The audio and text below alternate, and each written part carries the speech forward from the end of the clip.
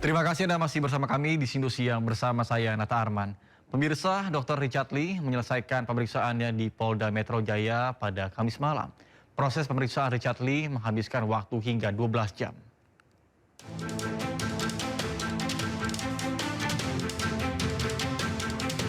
Dr. Richard Lee telah selesai diperiksa sebagai tersangka oleh Ditreskrimsus Polda Metro Jaya. Diperiksa sejak pukul 11 hingga pukul 23, Richard Lee mengaku memberikan penjelasan sejujurnya ke polisi. Ditanya seputar produknya, Richard Lee mengaku telah menegaskan bahwa produknya dijual secara legal dan sesuai petunjuk BPOM. Sebelumnya, influencer yang sekaligus pengusaha ini memenuhi panggilan Polda Metro Jaya untuk diperiksa sebagai tersangka. Datang bersama kuasa hukumnya, Richard diperiksa sebagai tersangka dugaan pelanggaran perlindungan konsumen terhadap produk kecantikannya. Saya menghargai hasil dari pra-peradilan dan hari ini dengan sikap kooperatif saya datang untuk memenuhi kewajiban saya sebagai warga negara yang baik. Saya sudah siap memberikan keterangan sejelas-jelasnya dan sejujur-jujurnya tentang produk yang saya jual. Semua produk yang saya jual legal dan BPOM dan diproduksi sesuai dengan ketentuan yang berlaku. Saya belum pernah menjual produk yang tidak berizin dan berpotensi untuk membahayakan masyarakat. Secara pribadi yang buat saya sedih, konflik ini melibatkan 2 orang dokter, 2 orang sejawat, 2 orang yang profesinya sama-sama menjual skincare yang berakhir dengan saling lapor dan sama-sama jadi tersangka. Secara pribadi saya jujur, saya sedih dan malu akan hal itu. Richard Lee mengaku sedih dan prihatin karena kasus ini melibatkan sesama dokter yang sering lapor dan sama-sama menjadi tersangka. Dari Jakarta, Tim Liputan, iNews melaporkan. Sebelumnya, hakim menolak gugatan pra-peradilan Dr. Richard Lee. Akibatnya, Richard Lee tetap berstatus sebagai tersangka kasus dugaan pelanggaran perlindungan hak konsumen.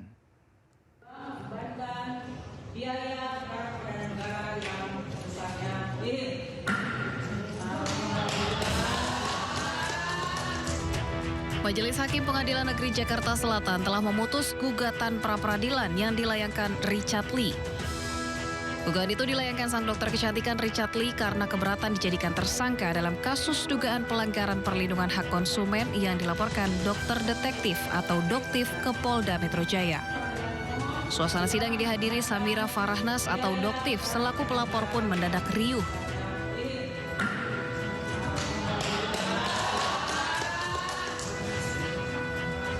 Di depan ruang sidang, Doktif melakukan sujud syukur usai gugatan Richard Lee ditolak.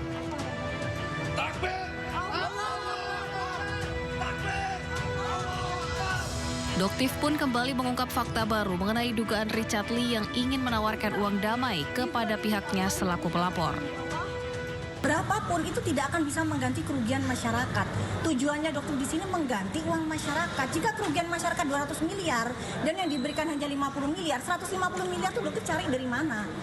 Ya, seperti itu. Masa dokter yang kerja untuk mengembalikan uang masyarakat gitu. Jadi kembalikan sesuai dengan apa yang sudah kamu ambil. Di akhir, Doktif berharap Richard Lee kooperatif dalam menjalani proses hukum atas laporannya. Ia bahkan kembali mendesak polisi untuk segera menahan Richard Lee mengingat gugatan pra-peradilan sudah ditolak. Tim Liputan iNews melaporkan. Informasi lainnya pemirsa, ex tersangka kasus fitnah ijazah Jokowi, Egy Sujana dan juga Damai Hari Lubis melaporkan Ahmad Khozinuddin ke Polda Metro Jaya. Egy mengaku tersinggung dituding pengkhianat oleh Roy Suryo karena menemui Jokowi di Solo. Egy Sujana kembali menyinggung soal laporannya ke Polda Metro Jaya terkait dengan dugaan fitnah dan pencemaran nama baik oleh Roy Suryo. Sebelumnya, Egy dan juga Damai Lubis melaporkan Roy Suryo dan Ahmad Khozinuddin karena merasa disindir oleh ucapan Roy soal kehilangan 2 tuyul. Menurutnya, Roy harus menjelaskan maksud kalimat membeli, sehingga tidak termasuk dalam fitnah dan juga pencemaran nama baik. Anak jidatnya aja, sok-sok jago, sok-sok merasa benar bahwa saya produk Solo dan katanya harus dibatalkan. Apa haknya dia gitu? Ya, itu yang pertama. Yang kedua, lebih parah lagi. Joko Widodo telah membeli pejuang menjadi penjilat atau apa namanya itu pengkhianat. Telah membeli. Ada diksi kata membeli. Menurut hukum, berapa jual belinya? Transaksinya di mana? Berapa besar saya dibeli? Nah, kalau dia tidak menjelaskan dengan jelas, maka itu namanya fitnah dan pencemaran nama baik. Pemirsa, belum 6 bulan menjalani sanksi, Ahmad Sahroni kembali ditetapkan sebagai pimpinan Komisi 3 DPR RI. Sahroni menggantikan Rudy Mase yang mundur dari Partai Nasdem.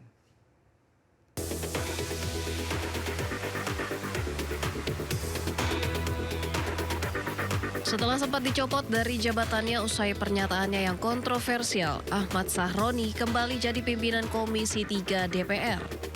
Ahmad Sahroni dilantik sebagai Wakil Ketua Komisi 3 DPR bidang hukum, HAM, dan keamanan. DPR RI menetapkan Ahmad Sahroni sebagai Wakil Ketua Komisi 3 DPR RI, menggantikan posisi Rusdi Mase yang resmi mengundurkan diri dari Partai Nasdem dan DPR RI. Pak Ketua dan teman-teman, rasanya aneh kalau kenalan lagi ya. Dan terima kasih buat pimpinan MKD yang telah menyidangkan saya. Dan mudah-mudahan saya menjadi lebih baik ke depannya. Terima kasih.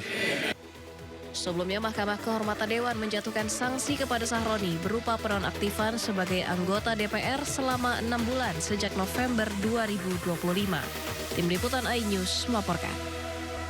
Pemirsa, Presiden Amerika Serikat Donald Trump membuka langsung pembukaan KTT Dewan Perdamaian atau Board of Peace di Washington DC. Dalam momen tersebut, Trump secara khusus memuji kepemimpinan Presiden Republik Indonesia Prabowo Subianto dan juga menyebut tidak berani melawannya.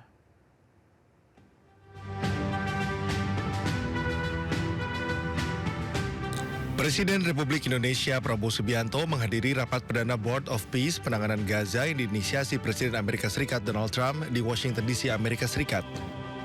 Kehadiran Indonesia menegaskan peran aktif dalam upaya gencatan senjata, stabilisasi keamanan, dan rekonstruksi di jalur Gaza. Rapat perdana Board of Peace atau BOP merupakan implementasi awal dari piagam Dewan Perdamaian yang diluncurkan untuk menangani secara khusus krisis Gaza melalui kerjasama negara-negara anggota. Forum ini dipimpin langsung oleh Presiden Amerika Serikat Donald Trump sebagai ketua dan melibatkan negara anggota serta observer. Dalam sambutannya, Trump menyempatkan diri memperkenalkan satu persatu anggota BOP dengan menyebutkan nama-nama kepala negara.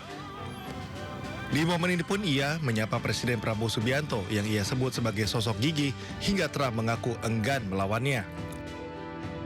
A man that I really like a lot he's definitely tough.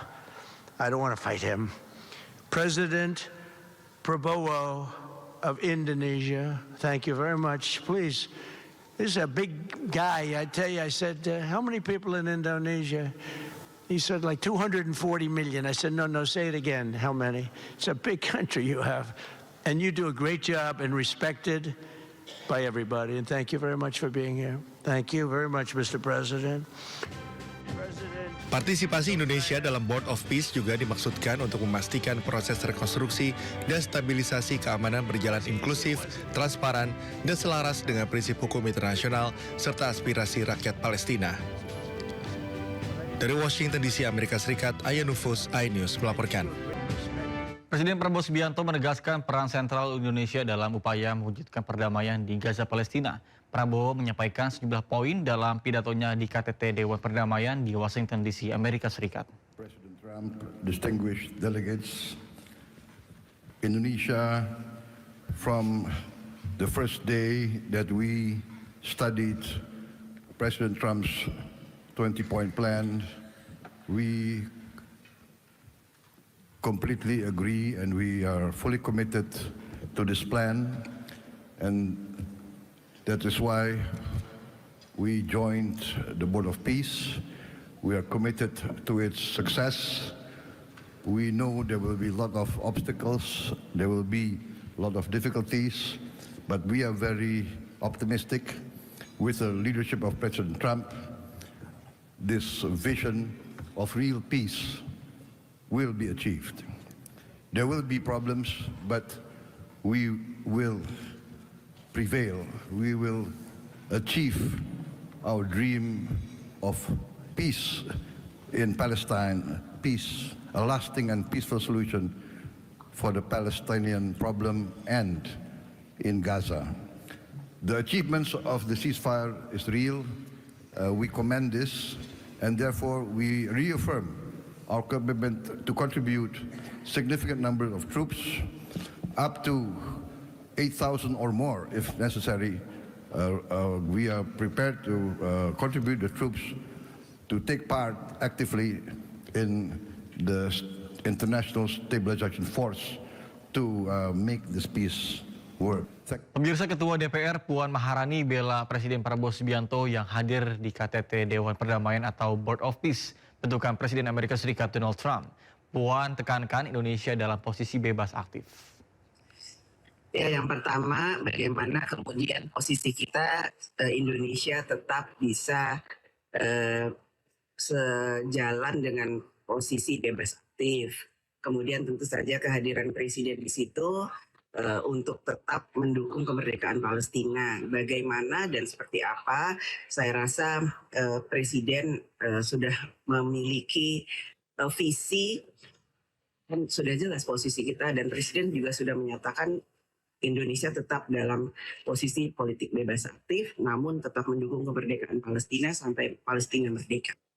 Pemirsa, Menteri Luar Negeri Sugiono menghadiri Dewan Keamanan PBB. Dalam kesempatan tersebut, Sugiono pun menegaskan komitmen Indonesia untuk mengawal perdamaian di Palestina. Pertemuan Dewan Keamanan PBB digelar di New York, Amerika Serikat. Berbicara di depan perwakilan negara-negara anggota Dewan Keamanan, Menteri Luar Negeri Indonesia Sugiono tegaskan komitmen Indonesia untuk kawal perdamaian di Palestina. Menteri Luar Negeri Sugiono juga tegaskan Indonesia terus mendorong solusi dua negara dan pentingnya kepatuhan terhadap hukum internasional, piagam PBB, dan juga resolusi yang telah disepakati. The Council must ask itself, how can we speak of peace while actions that make peace impossible continue unchecked? Madam President, Indonesia remains convinced that a just and lasting peace can only be achieved through the two-state solution based on internationally agreed parameters. Indonesia will carry this message to the inaugural Board of Peace meeting tomorrow, and our engagement there will remain fully consistent with UN Charter and principles of multilateralism. And together with the Group of 8, Indonesia will continue to support efforts that strengthen the integrity of the current peace framework. Madam President, as the holy month of Ramadan begins, the Palestinian people deserve more than the pauses in violence. They deserve protection, dignity. Pemirsa, Partai Perindo resmi menunjuk Ahmad Zazuli sebagai Ketua DPW Partai Perindo Jawa Timur dan Bagus Priyozatmiko sebagai Sekretaris DPW Perindo Jawa Timur.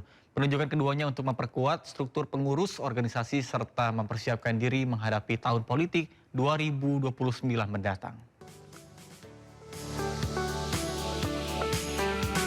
DPP Partai Perindo mempercayakan Ahmad Zazuli sebagai Ketua DPW Partai Perindo Jawa Timur dan Bagus Priyozatmiko sebagai Sekretaris DPW Perindo Jawa Timur.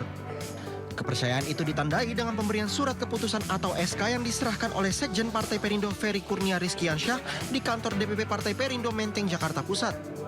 Dengan penyerahan SK ini, Partai Perindo berharap seluruh pengurus di daerah segera melakukan konsolidasi internal dan menyiapkan strategi pemenangan, program, dan kegiatan Partai Perindo yang menyentuh langsung ke masyarakat.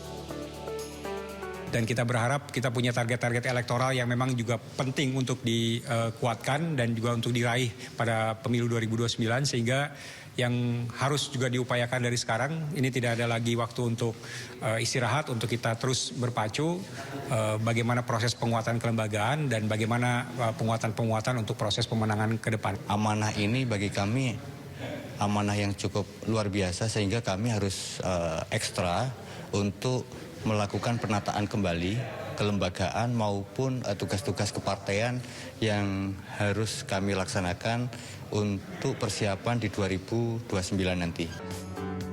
Melalui kader-kader terbaiknya, partai yang dipimpin Ketua Umum Angela Tano Sudibyo ini juga berkomitmen akan terus hadir memberikan kontribusi nyata bagi kesejahteraan masyarakat Indonesia. Dari Jakarta, Bagus Prasetya Adi, Hoirudin, iNews melaporkan.